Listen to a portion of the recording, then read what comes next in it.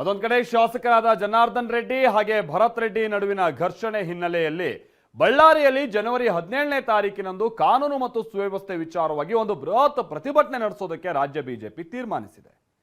ಪಾದಯಾತ್ರೆ ನಡೆಸುವಂತ ನಿಟ್ಟಿನಲ್ಲಿ ಉದ್ದೇಶಿಸಲಾಗಿತ್ತು. ಬಿಜೆಪಿ ನಡುವಿನ ಅಥವಾ ಒಳಗಿರುವಂತ ಒಡಕು ಇದನ್ನ ಪಾದಯಾತ್ರೆ ಮಾಡಬೇಕು, ಪ್ರತಿಭಟನೆ ಮಾಡಬೇಕು ಅನ್ನುವಂಥ ರೀತಿಯಾಗಿ ಗೊಂದಲಗಳಿಗೆ ಕಾರಣ ಆಗ್ತಾ ಇದೆ. ಈಗ ಅದೇ ಪಾದಯಾತ್ರೆ ನಡೆಸುವ ವಿಚಾರವನ್ನ ಹೈಕಮಾಂಡ್ ಅಂಗಳಕ್ಕೆ ತಳ್ಳಲಾಗಿದೆ. ಬಳ್ಳಾರಿಯಲ್ಲಿ ಬ್ಯಾನರ್ ವಿಚಾರವಾಗಿ ನಡೆದ ಗಲಭೆಯೇ ಬಿಜೆಪಿಗೆ ಅಸ್ತ್ರ ಆಗಿದೆ. ಅಂದು ತೋಳು ತಟ್ಟಿ ಪಾದಯಾತ್ರೆ ಮಾಡಿದ್ದ ಸಿದ್ದರಾಮಯ್ಯನವರಿಗೆ ಕೌಂಟರ್ ಕೊಡೋದಕ್ಕೆ ಕೇಸರಿ ಪಡೆ ಸಜ್ಜಾಗಿತ್ತು. ಸಿದ್ದರಾಮಯ್ಯ ಪಾದಯಾತ್ರೆ ರೀತಿಯಲ್ಲೇ ಪಾದಯಾತ್ರೆ ಮಾಡೋಕೆ ಜನಾರ್ದನ್ ರೆಡ್ಡಿ ರಾಮುಲು ಚಿಂತನೆಯನ್ನು ನಡೆಸಿದ್ರು. ಆದ್ರೆ ಇದೀಗ ಪಕ್ಷದಲ್ಲಿ ಕೆಲ ಗೊಂದಲಗಳನ್ನ ನೋಡ್ತಾ ಇದ್ರೆ ಕೇವಲ ಹೋರಾಟಕ್ಕೆ ಮಾತ್ರ ಬಿಜೆಪಿ ಸಮರ ಸೀಮಿತ ಆಯ್ತಾ ಅನ್ನೋ ಪ್ರಶ್ನೆ ಎದ್ದಿದೆ.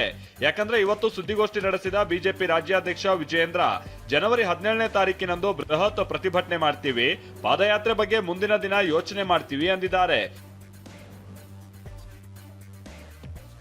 ಬಳ್ಳಾರಿನಲ್ಲಿ ಜನವರಿ 17ನೇ ತಾರೀಕು ಬಹಳ ಬೃಹತ್ ಮಟ್ಟದ ಒಂದು ಹೋರಾಟವನ್ನ ಈಗಾಗಲೇ ನಾವು ಘೋಷಣೆ ಮಾಡಿದ್ದೇವೆ. ಅಲ್ಲಿ ಒಂದು ರೀತಿ ಆತಂಕದ ವಾತಾವರಣ ಇರುವಂತದ್ದು ಸತ್ಯ, ಅದನ್ನ ಅಲ್ಲಗಳೆದಕ್ಕೆ ಸಾಧ್ಯ ಇಲ್ಲ. ಶ್ರೀರಾಮುಲು ಅವರಾಗ್ಲಿ ಜನಾರ್ದನ್ ರೆಡ್ಡಿ ಅವರಾಗ್ಲಿ ನಮ್ಮ ಸ್ಥಳೀಯ ನಾಯಕರ ಅಪೇಕ್ಷೆ ಪಾದಯಾತ್ರೆ ಮಾಡಬೇಕು ಅಂತೇಳಿ ಅವರ ಅಪೇಕ್ಷೆಯನ್ನು ವ್ಯಕ್ತಪಡಿಸಿದ್ದಾರೆ.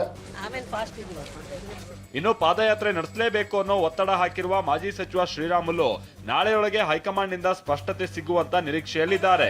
ಇದರ ಜೊತೆಯಲ್ಲಿ ನಾಳೆ ಬಳ್ಳಾರಿಯಲ್ಲಿ ಶ್ರೀರಾಮುಲು ಸುದ್ದಿಗೋಷ್ಠಿ ನಡೆಸೋ ಸಾಧ್ಯತೆಯೂ ಇದೆ. ಹೈಕಮಾಂಡ್ ಅಂಗಳ ತಲುಪಿದ ಬಳ್ಳಾರಿ ಪಾದಯಾತ್ರೆ ವಿಚಾರ. ಬಳ್ಳಾರಿಯಲ್ಲಿ ಪಾದಯಾತ್ರೆ ಮಾಡೋ ಬಗ್ಗೆ ಬಿಜೆಪಿ ರಾಜ್ಯಾಧ್ಯಕ್ಷ ವಿಜಯೇಂದ್ರ ಯಾವುದೇ ಘೋಷಣೆ ಮಾಡಿಲ್ಲ. ಜನಾರ್ದನ್ ರೆಡ್ಡಿ, ಮಾಜಿ ಸಚಿವ ಶ್ರೀರಾಮುಲು ಪ್ರಸ್ತಾಪವನ್ನೇ ಹೈಕಮಾಂಡ್ ಮುಂದೆ ಇಟ್ಟಿದ್ದಾರೆ. ಬಿಜೆಪಿ ರಾಷ್ಟ್ರೀಯ ಅಧ್ಯಕ್ಷ ನಡ್ಡಾಗೆ ಪತ್ರ ಬರೆದಿರುವ ವಿಜಯೇಂದ್ರ ಯಾವ ನಿರ್ಧಾರ ತೆಗೆದುಕೊಳ್ಬೇಕು ಅಂತ ಪತ್ರದಲ್ಲಿ ಉಲ್ಲೇಖಿಸಿದ್ದಾರೆ. ನಮ್ಮ ವರಿಷ್ಠರ ಗಮನಕ್ಕೂ ಕೂಡ ನಾನು ಈಗಾಗಲೇ ತಂದಿದ್ದೇನೆ. ಮುಂದಿನ ದಿನಗಳಲ್ಲಿ ತೀರ್ಮಾನ ತೆಗೆದುಕೊಳ್ತಾರೆ. ಅದು ಮಾಡಬೇಕು ಅನ್ನೋ ಅಪೇಕ್ಷೆ ನಮ್ಮೆಲ್ಲರದ್ದು ಕೂಡ ಇದೆ. ಆ ನಿಟ್ಟಿನಲ್ಲಿ ಮುಂದಿನ ದಿನಗಳಲ್ಲಿ ನಾವು ತೀರ್ಮಾನ ಮಾಡ್ತೇವೆ. ಇಲ್ಲಪ್ಪ, ನಾವು ರಾಜ್ಯ ಮಟ್ಟದ ಹೋರಾಟ, ನಮ್ಮ ಎಲ್ಲ ಮಾಜಿ ಮುಖ್ಯಮಂತ್ರಿಗಳು, ರಾಜ್ಯದಲ್ಲ ಹಿರಿಯ ನಾಯಕರುಗಳು ಎಲ್ಲರೂ ಕೂಡ ಹೋರಾಟದಲ್ಲಿ ಇರ್ತಾರೆ. ರಾಷ್ಟ್ರೀಯ ಅಧ್ಯಕ್ಷರಿಗೆ ಬೇರೆ ಬೇರೆ ವಿಚಾರಗಳಲ್ಲಿ ಪತ್ರ ಬರೆದಿದ್ದೇನೆ. ಆದರೆ ಹೋರಾಟಗಳ ಬಗ್ಗೆ ನಾನು ಮೌಖಿಕವಾಗಿ ಕೂಡ ಮಾತನಾಡಿದ್ದೇನೆ. ಅದ್ರ ಬಗ್ಗೆ ತಿಳಿಸ್ತಾರೆ ನನಗೆ. ಹಾಗಾದ್ರೆ ಪಾದಯಾತ್ರೆ ವಿಚಾರವಾಗಿ ಬಿಜೆಪಿಯಲ್ಲಿ ಯಾಕಿಷ್ಟು ಗೊಂದಲ ಅನ್ನೋದನ್ನೇ ತೋರಿಸ್ತೀವಿ ನೋಡಿ. ಪಾದಯಾತ್ರೆ ವಿಚಾರವಾಗಿ ಬಿಜೆಪಿ ರಾಜ್ಯ ನಾಯಕರಲ್ಲಿ 2-3 ಆಯಾಮದ ನೋಟವಿದೆ. ಪಾದಯಾತ್ರೆ ನಡೆದರೆ ಸಂಪೂರ್ಣವಾಗಿ ಶ್ರೀರಾಮುಲು ಮತ್ತು ಜನಾರ್ದನ್ ರೆಡ್ಡಿ ಉಸ್ತುವಾರಿಯಲ್ಲೇ ನಡೆಯುತ್ತೆ. ಪಾದಯಾತ್ರೆ ನಡೆಯುವ ಮಾರ್ಗದುದ್ದಕ್ಕೂ ಶ್ರೀರಾಮುಲು ವರ್ಚಸ್ಸು ಮತ್ತು ಹಿಡಿತ ಇದೆ. ಹೀಗಾಗಿ ಪಾದಯಾತ್ರೆ ಅಂತ್ಯಗೊಂಡಾಗ ಶ್ರೀರಾಮುಲು ಮತ್ತು ಜನಾರ್ದನ್ ರೆಡ್ಡಿ ನಾಯಕರಾಗಿ ಹೊರಹೊಮ್ಮಿ ಬಿಡ್ತಾರೆ.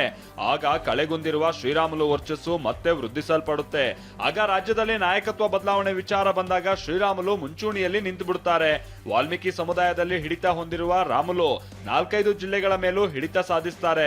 ಪರೋಕ್ಷವಾಗಿ ಶ್ರೀರಾಮುಲು ನಾಯಕನಾಗಿ ಹೊರಹೊಮ್ಮೋಕೆ ಅವಕಾಶ ಆಗುತ್ತೆ.